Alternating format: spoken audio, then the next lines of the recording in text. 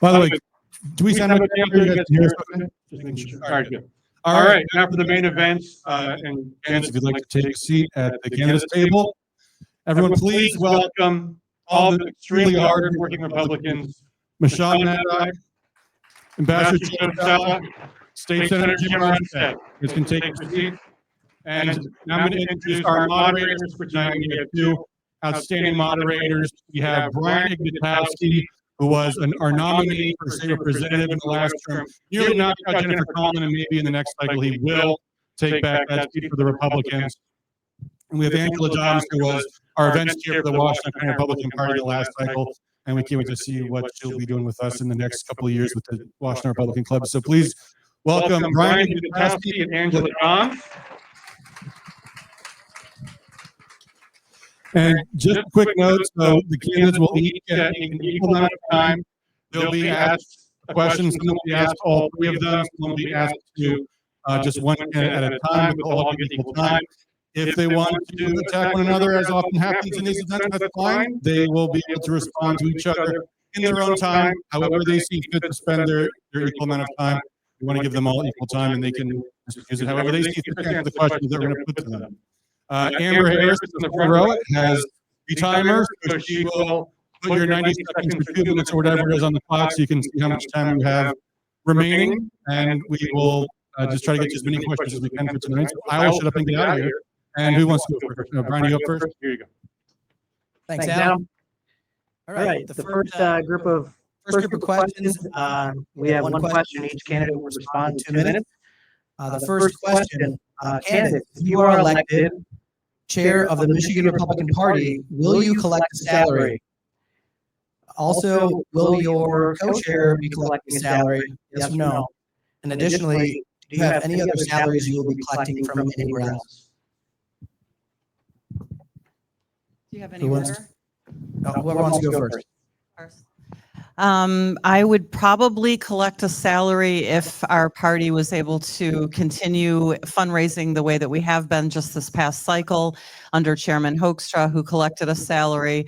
When I was co-chair of the party, Ron Weiser did not collect a salary. Instead, he paid me a salary of $60,000 a year. I would probably wait and let the budget committee have a meeting and decide whether or not it was prudent. I do earn a good living. My husband and I own a business. I collect a salary. I couldn't even tell you what it is right now.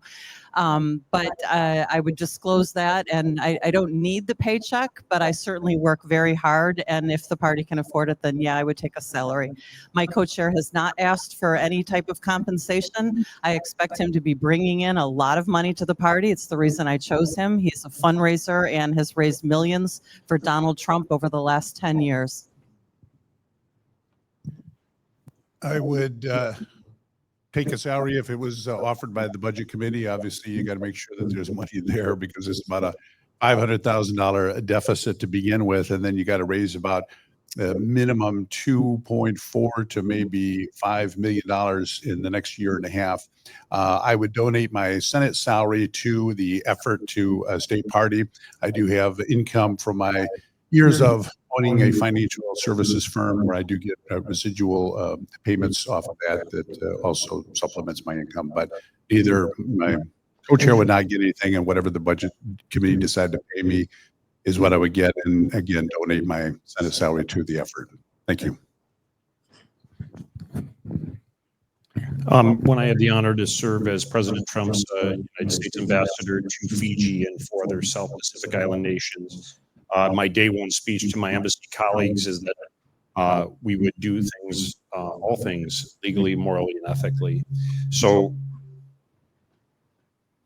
to that end, necessarily, we would do the same thing if Jessica and I have the honor of serving as your next co-chair and co-chair of the party.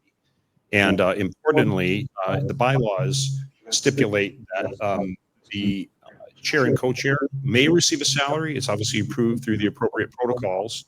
Pardon me, the chair. And then I would posit that if the budget committee determines that the co-chair needs the salary, then that would obviously be with consultation with them and incorporated into the bylaws. Presently, it's not. So all things would be done transparently and, to ensure accountability. I think that in recent years, it transcends the past two regimes, but I think the party needs to be run like a business on the beautiful movement that we're a part of right now. And so we can really be good stewards for you and serve you most efficaciously and really keep our laser beams targeted on one thing, and that's getting the Republicans elected and Democrats defeated. My friend Dale Banicki here had two close calls, and he didn't have primaries, but I think, if he steps up to the plate for a third one and is free of a primary, I think that's a great opportunity to perhaps expand that majority. So in any event, I would say that I would disclose, you work with the budget committee to set the salary. And then if the co-chair is deemed by the budget committee to have salary as well, that would be decided upon. But I would take that and then disclose any other outside income, as I know my colleagues would for their current enterprises, as the bylaws stipulate. Thank you very much. Thank you, Ambassador, and thank you, candidates. We're going to back up a little bit because we didn't give you the 2 minutes for your opening statements. And also in the effort of fairness, we're going to make sure that not everybody goes first or last in responding to questions. So let's have somebody besides Meshawn, you up first, right? So if one of the gentlemen would like to give a 2-minute opening statement, and we'll get back on track. Thank you. Well, my name is Senator Jim Runestad, and I started in politics about 16 years ago in the county commission. And when I ran for the county commission, we were in the 07-08 meltdown. Oakland County had a 25% unemployment. It was the worst in the state of Michigan. And I discovered that there was a ton of illegal workers working on the taxpayer dollars, from the 6 county golf courses to the international airport owned by the county, and thousands of jobs with contractors, subcontractors with county pay. First thing I did was put in a bill to eliminate that. It's called E-Verify, and I hit a firestorm. Most of the commissioners, almost all of them, did not want to do it, nor did the executive. And I found out why, because there was a whole lot of donations coming from this operation that was hiring these illegals. After 4 months of fighting, I won that battle unanimously, and every one of those illegals were off the job and replaced by citizens in the state of Michigan. When I ran to the House, there was trust, as there always is this person going to honor what they say? They knew where I stood, but you honor it when you go to work. When I went up to Lansing, I had among or the most conservative record every single year. When I ran for the Senate, the same concern. For 6 years, I've had among the most conservative record every single year. And everyone in here knows what that means. That means you're fighting. The stuff that they will offer you or they will threaten you with is relentless. And what I told people I was going to do in that office is what I did when I was making my votes. And that is what my commitment is here today, is to take my philosophy of making sure that this will be the best run party ever. We will make sure that the corruption is gone. I will run a Doge operation day one. There's one consultant who year after year gets almost all of the contracts. I've seen the contract he gets, doesn't pay. Not one of you would donate to a state party where one guy gets half of the pay. That Doge operation will also include the transparency and people getting payments that they didn't earn. Thank you very much.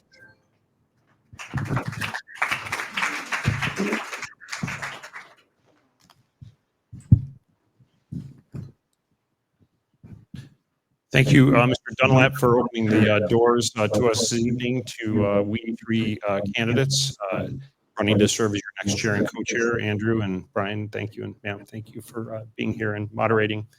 I'm actually a native of Macomb County. Presently live in Washtenaw County. I'm from the city of Richmond. Graduate of the Great Hillsdale College. You see a jersey there behind me. Our eldest is there. Our next eldest will be there with her in the fall. And in my life's work, I've been 35 years in the arena. Politics, government, nonprofit work. I've been 15 years an entrepreneur, a consulting firm, not a political consulting firm, as some of my opponents suggest. Clientele have been business people, nonprofits doing crisis management, marketing, public relations. I separate myself, I stand apart from my opponents in 3 ways. One, along with my wonderful co-chair candidate, Jessica Barefield. 2016, I served as President Trump's, he tabbed me to serve in a leadership capacity in his campaign. I was with him in the war room on election morning and election night. Had great success. Commuted the final month of the campaign. Later that night, was asked if I could go to the West Wing and get back home with our newborn. And they said, we'll be ready because you'll probably be offered an ambassadorship. So I had to get my names in. Fiji was at the top of the list. And 6 months later, I got the call from the White House. Honored to serve as U.S. ambassador. I fought in highly consequential, impactful, high-stakes battles on the state level in Michigan, and the national level. And I'm not a Lansing insider, nor is Jessica. We're not in Lansing or of Lansing, and we look forward to talking about this more. Thank you very much for your time.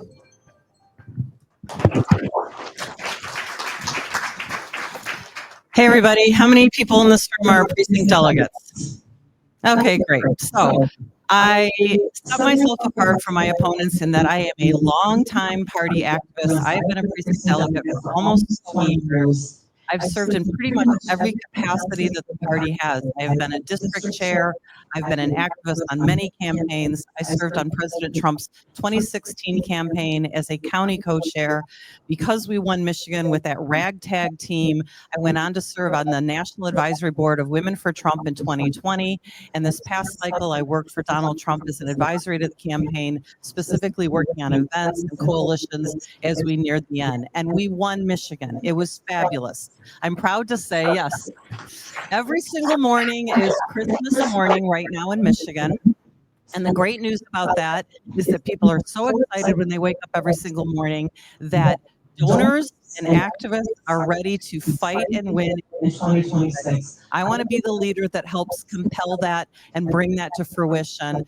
Nobody else running has a relationship with President Trump that I have. It's a personal relationship. He answers my phone if I call him. He's called me many times.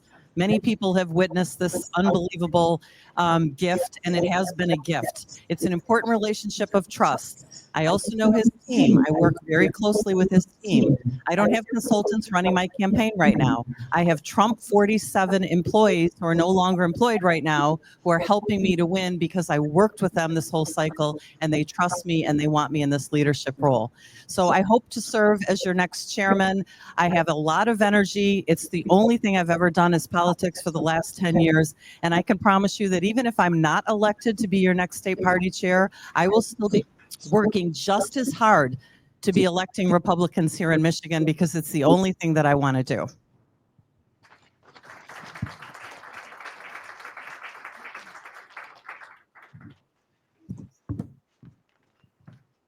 Thank you. The next question, can you give us a specific instance where for yourself or another candidate, you have set up and implemented a statewide strategy for early and or absentee voting? I have been a part of those endeavors, but not the architect of such. I know how to do it. I have established campaigns from the ground level involving the State House, the State Senate. I have initiated campaigns on the state level and national level that have been, as I mentioned earlier, high stakes, highly consequential. Most recently, leading the charge to defeat Governor Whitmer's corrupted deal with the Communist Chinese Party tied Goshen and Mecosta County, exposing that nobody was doing anything. The congressional committee delegation was doing nothing. The state legislature was doing nothing, and parachuted and did that. I can tell you that I began my involvement in the Republican Party in 1988, so right in Canada, precinct delegate, and I served in that capacity until the early 2000s, where I was married. And am proud of my record. It speaks for itself. I fought, led, won, and served in very contentious battles, and have made a difference. And there are winning models we can turn to from the past. I think that we look at what happened in 2026 as a winning model, and I think we need to build on that. I think there is proof of concept, and I think there's many opportunities how to further expand that footprint by a finer tuned machine. Thank you.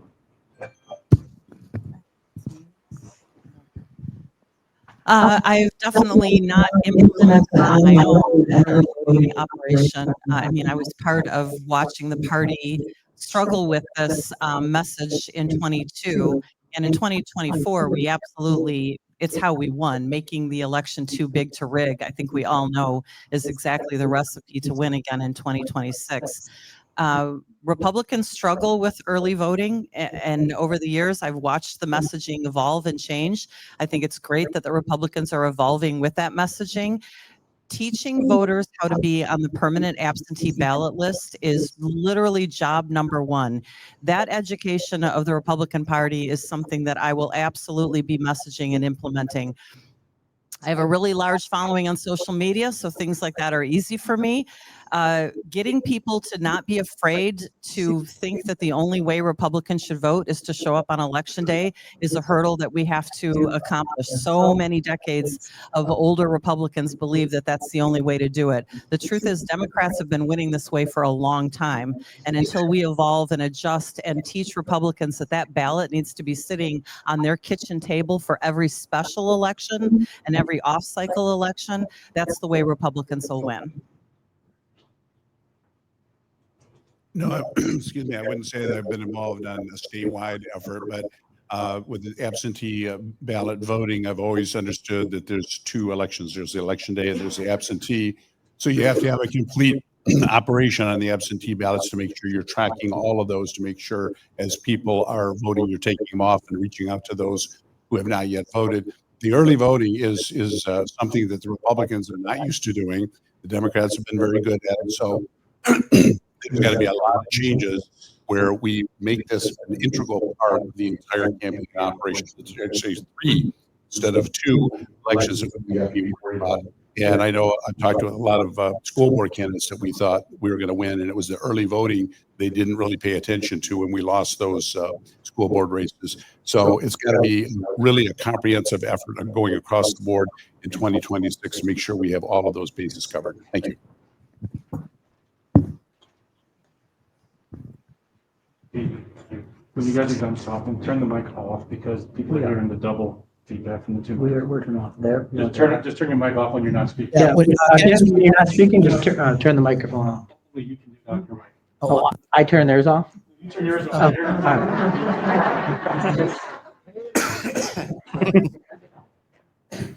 Okay, next question.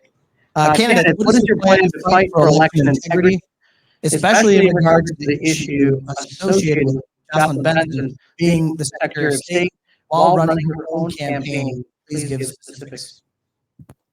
The idea that Jocelyn Benson is running her own campaign while she is Secretary of State is ludicrous. Republicans need to be constantly pushing on this. We need to force her to step down.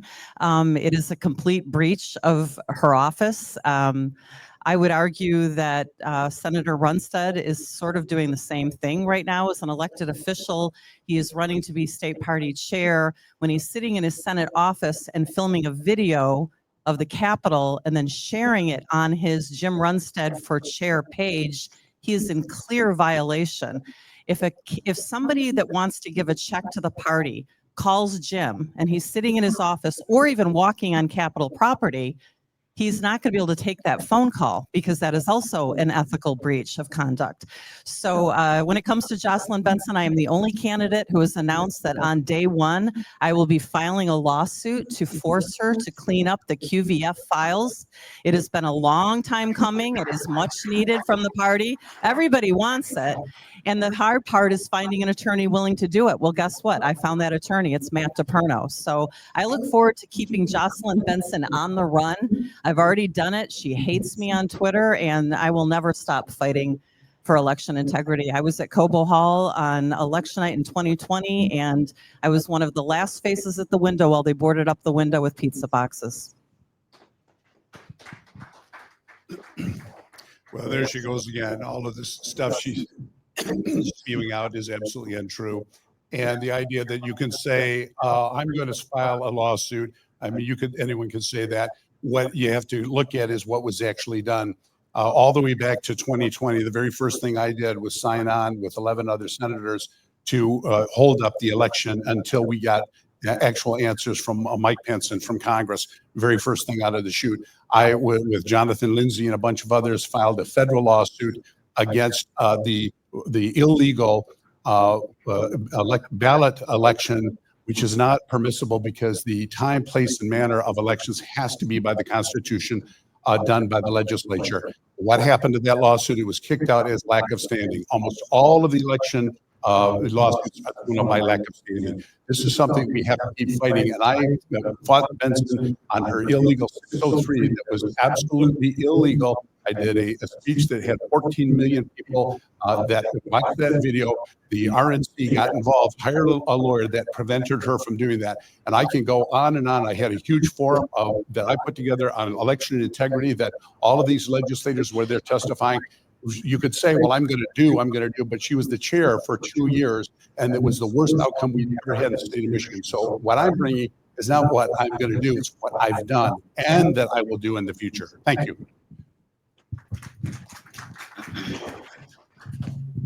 So we need not look any further than just a couple miles down the road to look at the disgraceful state of our election process, ballot integrity, when you consider that a Chinese national student at the University of Michigan cast a vote and it was counted in this last year's election.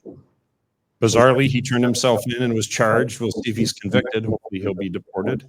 But I think that's just the leading edge of the chaos that we're observing here. I mean, it's not only Benson, but it's Whitmer and Nessel. This two-tier system of justice is a disgrace. We need to clean up Michigan in 2026, just like President Trump cleaned up the United States of America through the 2024 election. We have many opportunities abound that stand before us. I think with President Trump, we'll see in the coming weeks or months, you'll see him, I think, lead a move to restore that integrity. It probably would be through paper ballots, some watermarks, some time restrictions. That's to be seen. It's a difficult thing to navigate, but I'm hopeful. I think we also need to look here what's going on in the state. You have State Representative Brian Posthumus, the House Majority Leader. He's leading a drive for a constitutional ballot citizenship vote, as well as Ronna Romney. In fact, I just heard the other day she's leading a ballot initiative, apparently, something similar to what Representative Posthumus is. So stay tuned for that. Don't know quite what that will all about. But all eyes are on this, and I'll do my part of having Mr. Chairman to keep this issue one with the legislature and others as necessary. Thank you.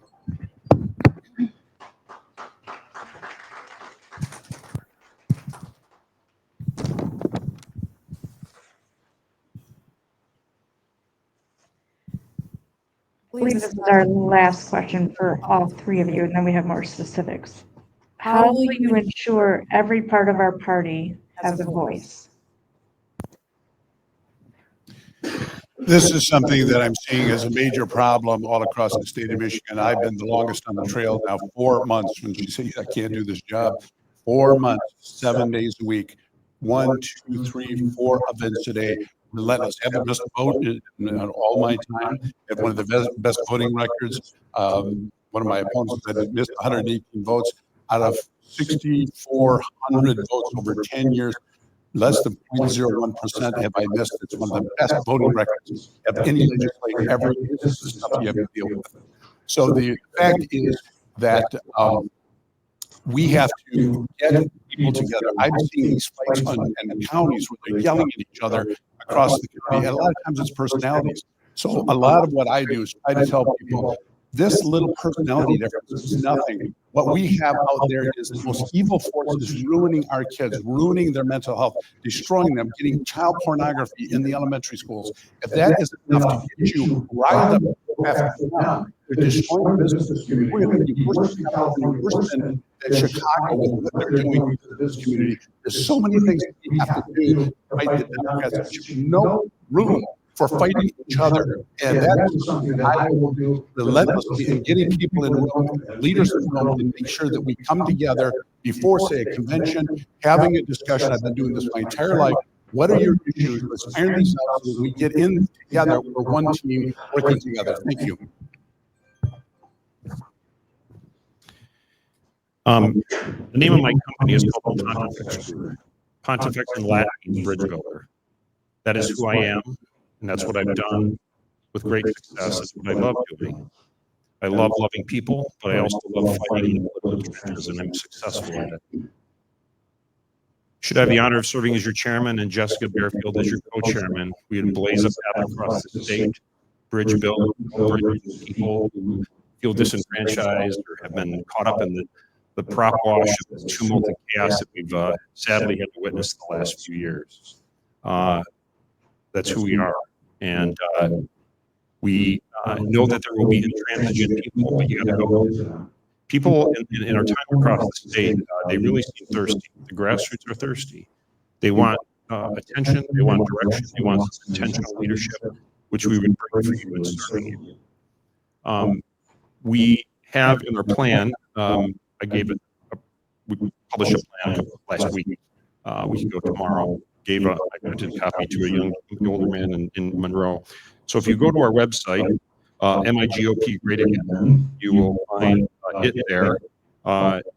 We are the only of the candidates to publish a specific plan. It's broad, it's comprehensive, it's creative, it's bold, and I think it serves as a model for other states. It presents a great opportunity to dig in, fight, and win against the Democrats. Thank you very much.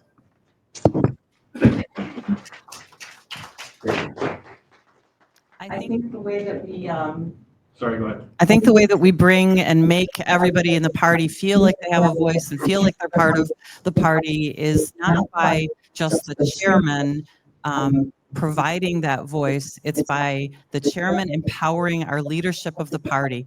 We're spending a lot of time focusing on this one singular role. The truth is our party is made up of 13 congressional district chairs, 80 some county chairs, our huge state committee, which we're about to hold elections for. This group of people is the party. The chair is really here to just facilitate an organized party. If I empower all of the people that are our district chairs and our county chairs and our state committee, where they have a voice and they can go back into their district committees and hear from those people what changes they want to make, what type of fundraisers they want to hold. You know, what people need in Houghton is different from what people need in Ann Arbor, is different from what people need in Monroe or Detroit. And so I think that it's by empowering our leaders, letting all of them clearly have a voice with each other is the most important thing. I have announced a plan. It's on my website. But one of the first things that I will initiate if I am your chairwoman is that I'm going to have monthly meetings. And those monthly meetings are not just with our district chairs, but all of our county chairs and all of our state committee, where we come together with ideas, we make plans, we hold huge events, and we empower all the people. Hey, real quick, just so the candidates know, we're trying to juggle having it sound good in the room and also sound good on the internet. So that's why apparently only one mic at a time can work. So I'm trying my best, you guys, but please speak loudly into your microphones so that they can hear you on the internet too. All right, thanks, Adam. And apologize, we have a correction. We have one more question that's for all of the candidates, and then we'll get into some candidate-specific questions. The next question actually comes from our friend Dale, who we agree should run again. If his wife will let him. And the question is, are you willing to take legal action against Democrats who spread false information and lies about Republican candidates? And if so, to what end? Well, you have a real issue there because when I was in the county commission, I went to testify. Dave Agema was a state representative, and he was trying to get E-Verify passed. He had talked to me how I got it done in Oakland County. He was trying to do that at the state. So I was supposed to be the ringer to come in, and they had a nasty chair, and I was supposed to combat the nasty chair. So I came in there, and I saw all these leaflets tying me to racial hate groups and all just stuff that was complete, absolute lies. So I went and I did my testimony, and then I went and took it to lawyers, and they said, nope. At first they said, oh yeah, we're going to sue all over this thing. This is outrageous. Then they said, nope. Michigan's one of 4 states that if you are an elected official or you're in the public realm, they can say almost anything against you. There is no way. They said if there was all these other states, we bankrupt the lawsuit. But they said Michigan is a strange state. So it's very difficult from a legal standpoint to be able to defeat what they do. It is coming down to the messaging. That's what I do the best. I do more TV, radio, and print than the entire Senate combined, year after year, going after the Democrats. If they're lying, you have to have, like Trump does, You got to stop the media and say, no, they're lying. No, you got to stop all these people in these debates and make sure you get your message across. That's what we have to do because a lawsuit isn't going to do it. Thank you.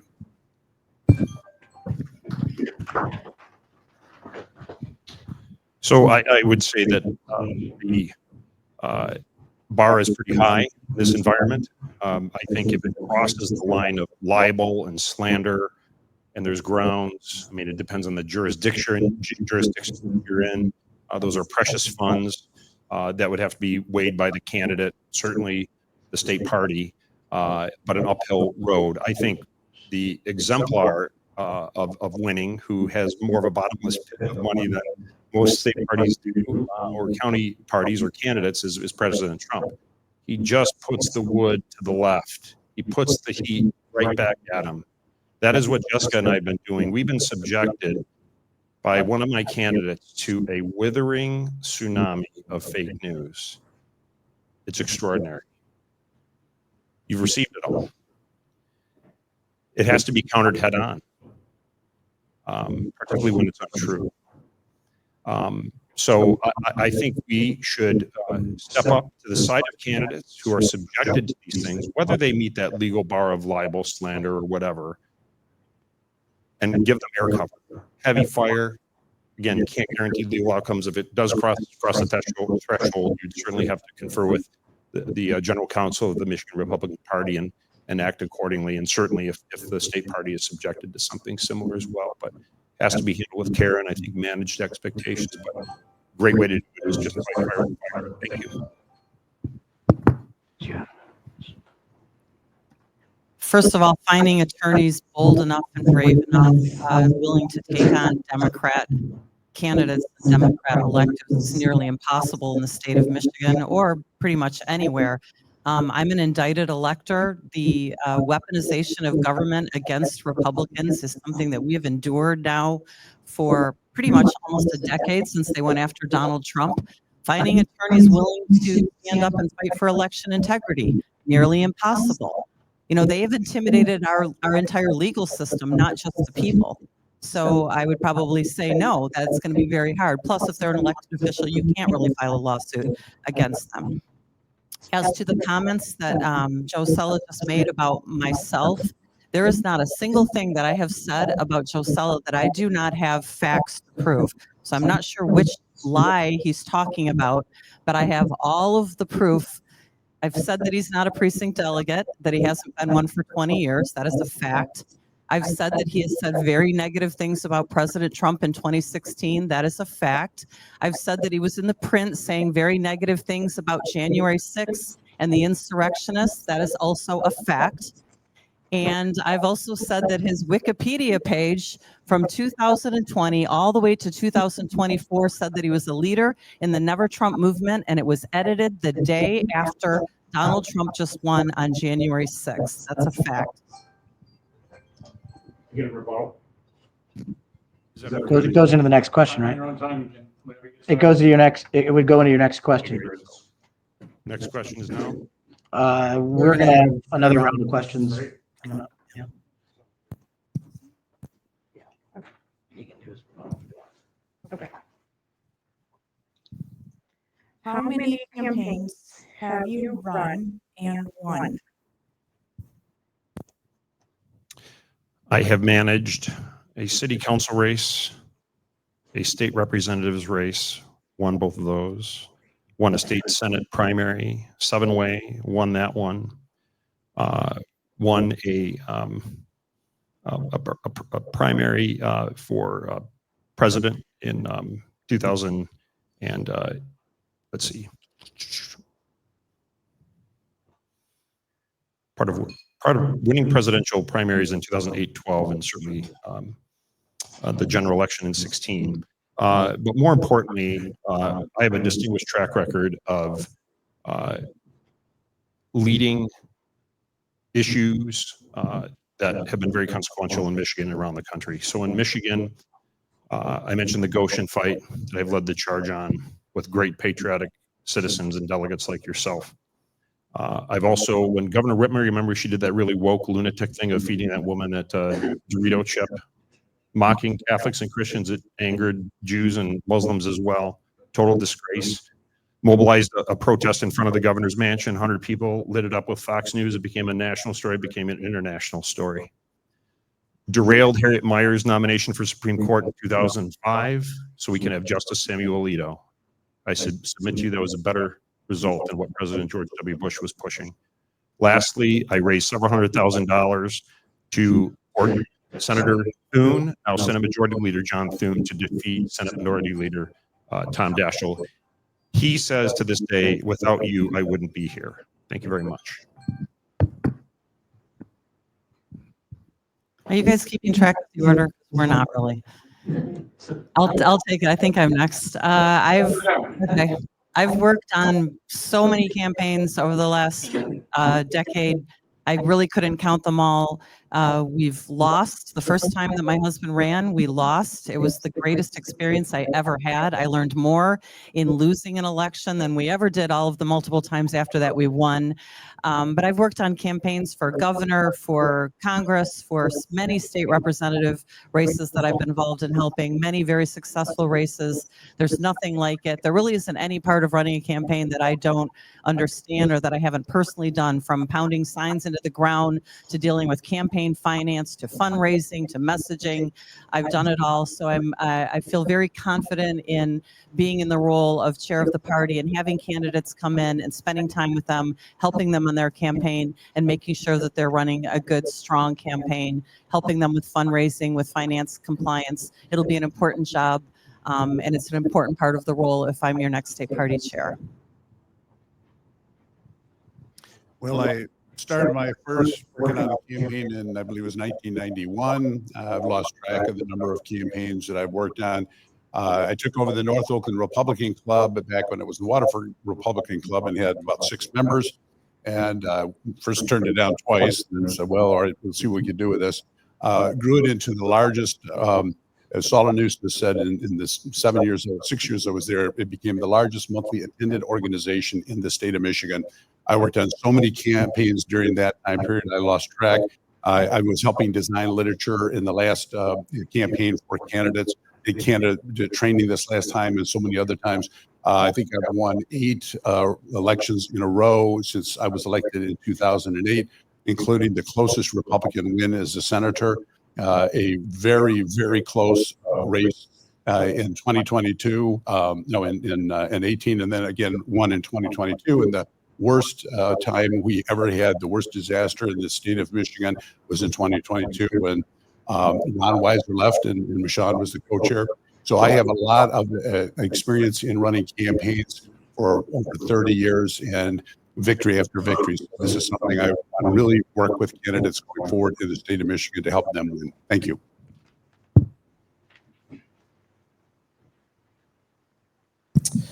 All right, thank you, candidates. We are at 8 o'clock, so now we're going to break into some candidate-specific questions. Before I do that, I would like to introduce some U of M college Republicans that are here. Their presidents here, Alex, and if you guys just stand up and wave to everybody. Thank you for being here tonight.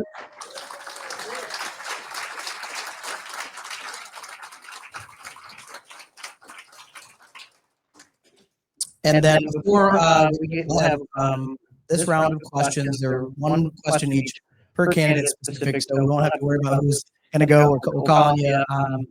It's been pretty fair, and with time, we'll have closing statements, some vice chair statements, and then, okay, so yeah, we'll cross that out the list.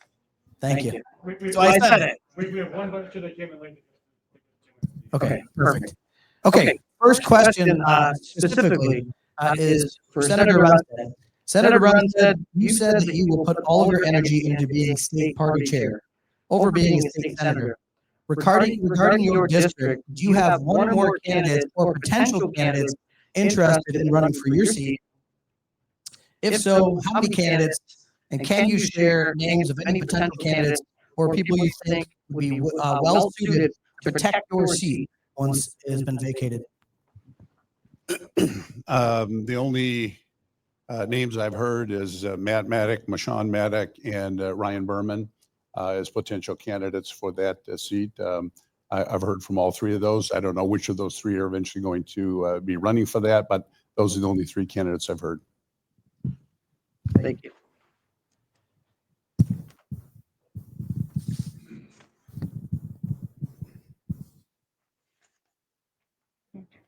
This question is for Mr. Cella.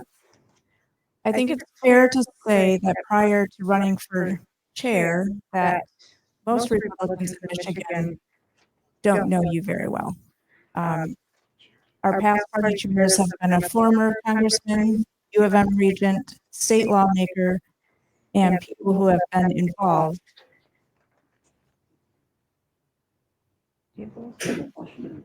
Sorry. Oh, okay.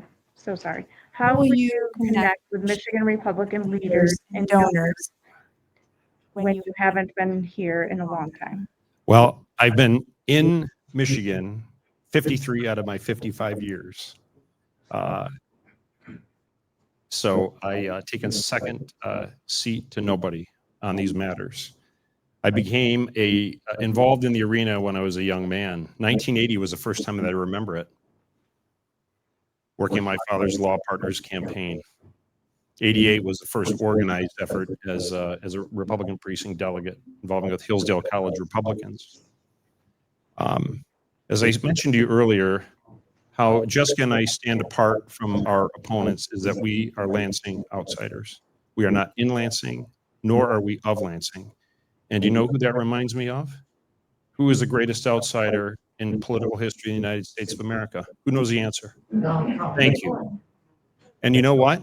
Just like us, he has had to endure and still every day the withering fire, the crucible of fake news. I have been in the state. I've been working.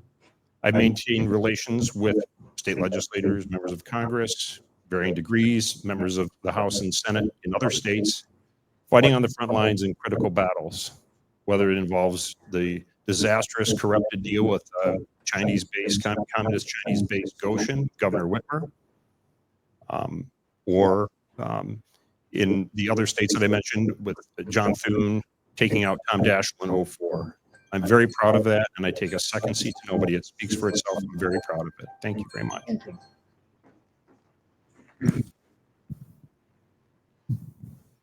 Okay, the next question is for Meshawn. Meshawn, how would you assure delegates that if elected to serve as the chair, that you would enthusiastically support all Republican candidates, no matter what wing of the party they hail from? I mean, that's easy. Whoever is your next chairman needs to run a fair and orderly office, never put their finger on the scale of any election, hold fair debates for our candidates for governor, for U.S. Senate, fight very strong in pro-Republican, anti-communist messaging on social media, which is something I am excellent at. I eat communists for breakfast every day, so I'm not intimidated by that at all. And then post-primary, focus all of our energy on our candidates. It's something I'm very experienced in doing. I have worked very hard on some primary races, and I've not always supported the candidates because I've always been what I would consider a more far right wing of the party. And once our candidates are through the primary, nobody has worked harder for those candidates than myself. Perfect example is Mike Rogers. I'm also right now a great friend with Christy Rogers, who I met along this last campaign. Was Mike Rogers my first choice during the primary before Donald Trump endorsed him? No, he was not. But the minute Trump got on board with Mike Rogers, and the second that Mike Rogers won our primary, I was on Team Rogers. I hosted 4 events. I helped him fundraise. I personally delivered him a $10,000 check. I worked very closely with his wife on Women for Rogers events, and I am Team Republican. Okay, thank you. And now we will move into the next segment, which will be candidates' closing statements. You each have 2 minutes. Let's start with Senator Runestad. Go ahead, you have 2 minutes for your closing statement. Well, can you hear me? Well, the first thing that we have to do here in the state of Michigan is clean up the cesspool that has been going on in state party. That one guy for over a decade has been taking half of the money. I've seen the contract, how we can stand to have 4 House seats lost this last cycle, very close, 2 of them by less than 700 votes. Those U.S. Supreme Court candidates left with nothing. $29 million going through state party. One guy, no bid contract, friends and family payments going out of state party. There's so many issues. First thing I would do is competitively bid. Nobody, no donor I talk to is going to give any money to a party doing that. This guy, John Yob, Meshawn has said she will rehire him.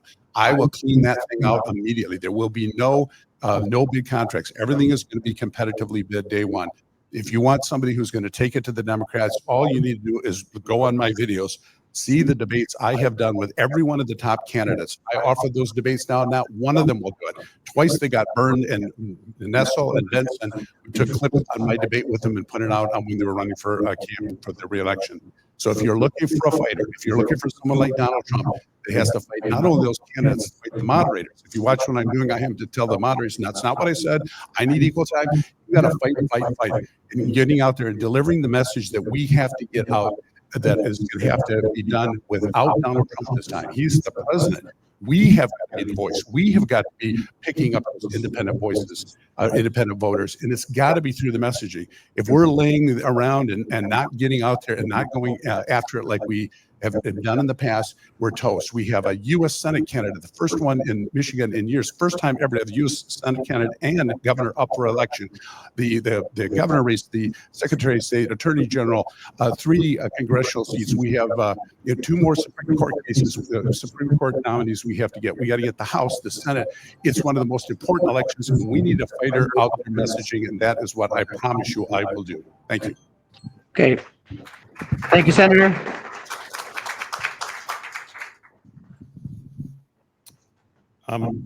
I know your body endorsed my worthy opponent, Senator Runestad. I would just ask that you keep an open mind.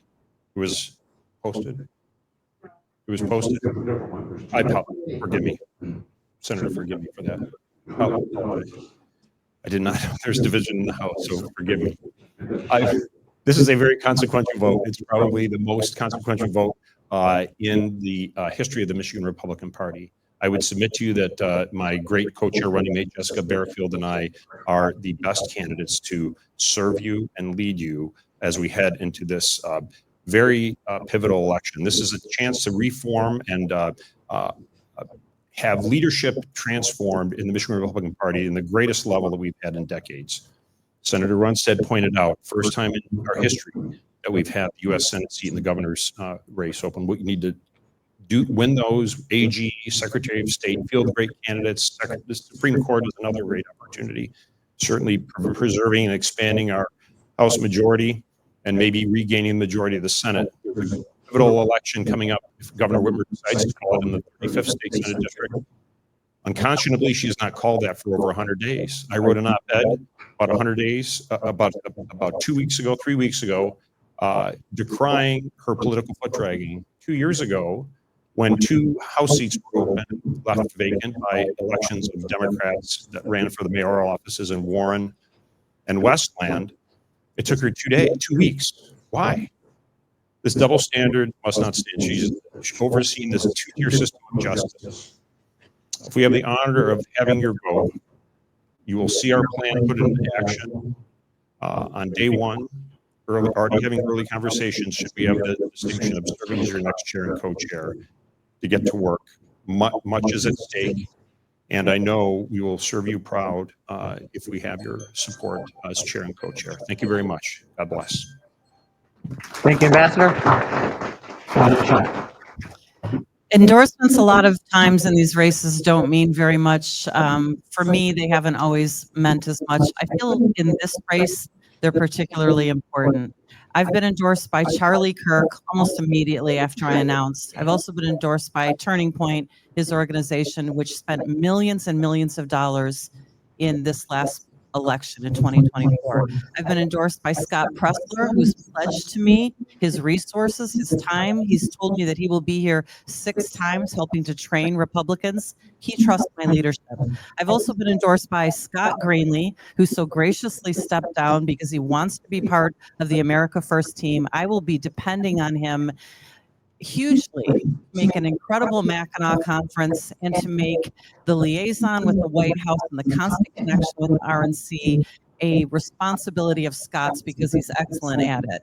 I've also been endorsed by Vance Patrick, Garrett Soldano, almost the entire Trump 47 team that just won Trump in Michigan, and countless other grassroots leaders because they've worked side by side with me over the years, including some people that I've butted heads with and haven't always agreed on, like Megan Reckling and Kristen Megan Kelly. These are people that I have gone head to head with on very many issues, but they respect my work ethic and they know that nobody will work harder. If Donald Trump had not won Michigan, I would not be running for your party chair. I would think it'd be a perfect time for a more moderate Jeb Bush, Mike Pence wing of the party to lead this party. And I certainly will be putting in full-time work and not somebody that works full-time. And I think he's a walking billboard for a part-time legislature. And I think it's an embarrassment to the legislature that he claims he only works a couple of hours a day. It's just not true. I commit to you that I will bring the party together and I will win everything back in 2026 with your help. And I ask for your vote. Thank you, candidates. Now I believe we do have somebody that is going to give a statement. You could do that. Yeah. All right, I think we might even be able to squeeze in one more question from someone in the audience. If you guys have a question that we could ask for each of the 3 candidates, you could raise your hand. Okay, let's start again first. Before we do that, one thing I do want to address, because it did come up, and then I will also introduce the 2 other vice chair candidates we've got tonight. But this did come up. Yes, the Washtenaw Republican Club is distinct from the Washtenaw Republican Party, and of course, online, where we're at rescuemichigan.com, we are completely separate from the Washtenaw County Executive Committee. We're doing this event because we want every state delegate to make their own decision about who they support for the state chair. And certainly the Rescue Mission Coalition does not endorse candidates and will not be endorsing a candidate. And for my part, personally, I'll be honored to see any one of these 3 candidates for the state chair. So please give all of them a round of applause. Thank you very much for coming.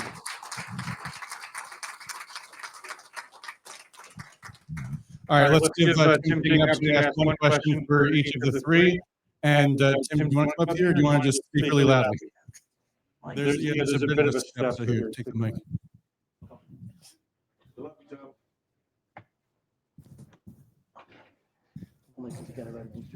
I got a Red Wings jersey. I was. Does this work? It's on.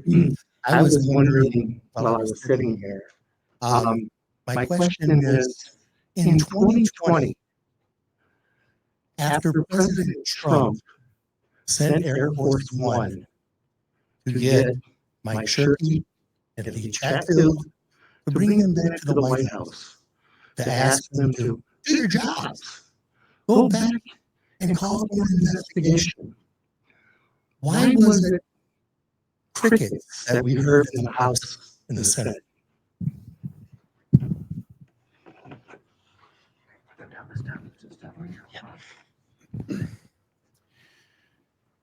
Well, Mike Shirkey had his own opinions.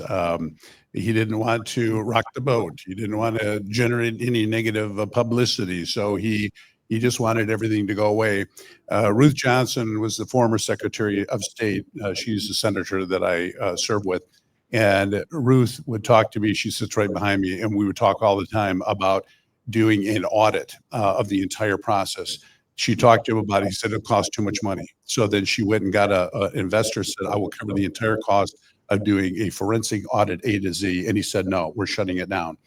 He was just one of these people that he wanted to do things his way. He didn't think there was any problems. And so he shut down everything. And people don't understand how power works in the legislature.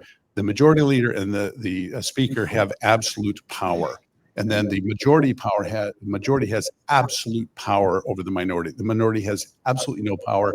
It's a complete top-down structure. So when he said, we're not doing it, we're shutting everything down, we were all stymied. The best I could tell you is he just didn't want to create any controversy. For the day one, before the certification election, I was calling for an investigation because I thought there was irregularities up the wazoo. But again, that never got traction with the powers that be. Thank you.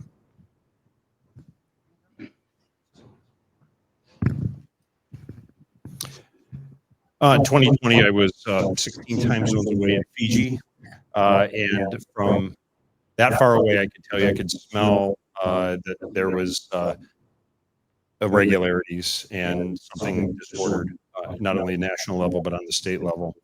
And I think certainly a more robust looking into ought to have happened. And regrettably, in the churn of events, Senator Runestad highlighted the dynamic. It really left things in an impoverished state. I mean, you had a candidate in former President Biden who definitively was in cognitive decline when he was running. He ran the campaign from his bloody basement. When he hit the road, he had 6-foot distancing for crowds of 20. And you mean to tell me that he got 81 million votes? I think we're going to know more in the coming months about as to further what happened. And I think that has to be a transparent process, an accountable process. And I'm happy to see that Speaker Matt Hall is instituting oversight of down government. And I think in that spirit, I think there's another opportunity that he potentially could take a look at it, what happened in 2020, properly done. Thank you very much.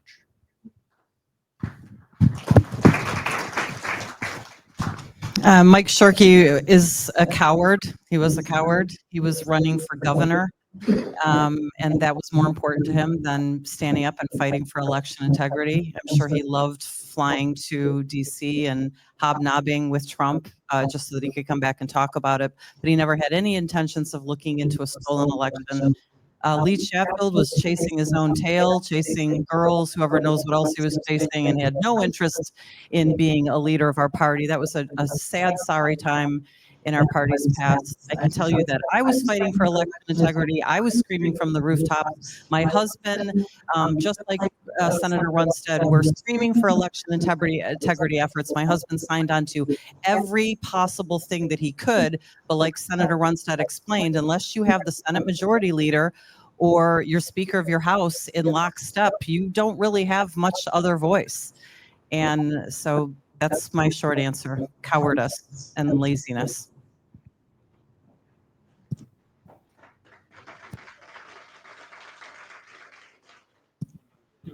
Close I have a question. Can I ask a question? I think we have time for one more question.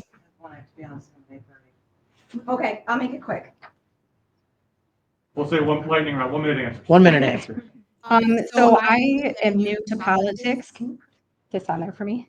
But if you don't know me, I'm the wife of Brian Ignatowski. Kind of nervous, so I'm shaking.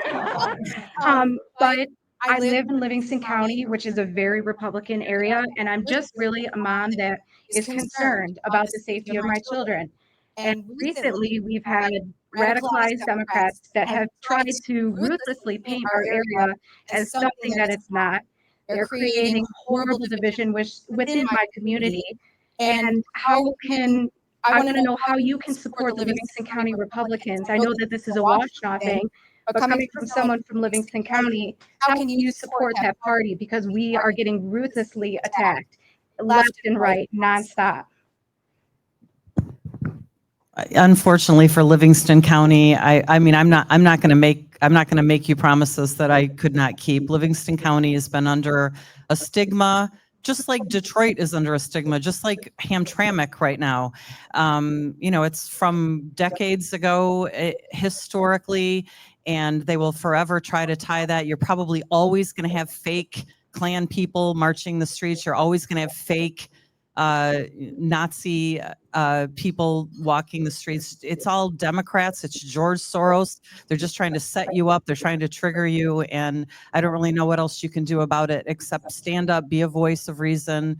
When you talk about your kids, nothing is more important than parents standing up and fighting for their kids, starting with taking back our schools. I suggest you run for library board or school board. I know your husband's learned a lot about campaigning. I think that what we need to have across the entire state of Michigan, not just in Livingston, is leadership. I have not seen leadership. The state party chairman can be the leader. You're the person who really the whole state of Michigan is going to look to. The media is going to look to for your responses. What I see is them hanging out in the office. I would be going out and have a media scrum where you come out and say, this is an outrage. What's going out here is despicable. It's disgusting, these lies. If you get out there and you're generating media, then the Democrats are going to go on the offense. I'm saying the defense. They're on the offense. I see the Democrats always on the offense and the Republicans on the defense.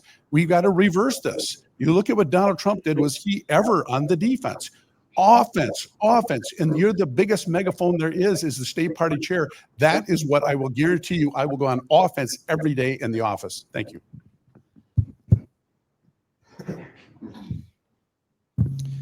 Well, thank you and Brian for putting yourselves out there as a candidate and the supporting spouse. It is very difficult.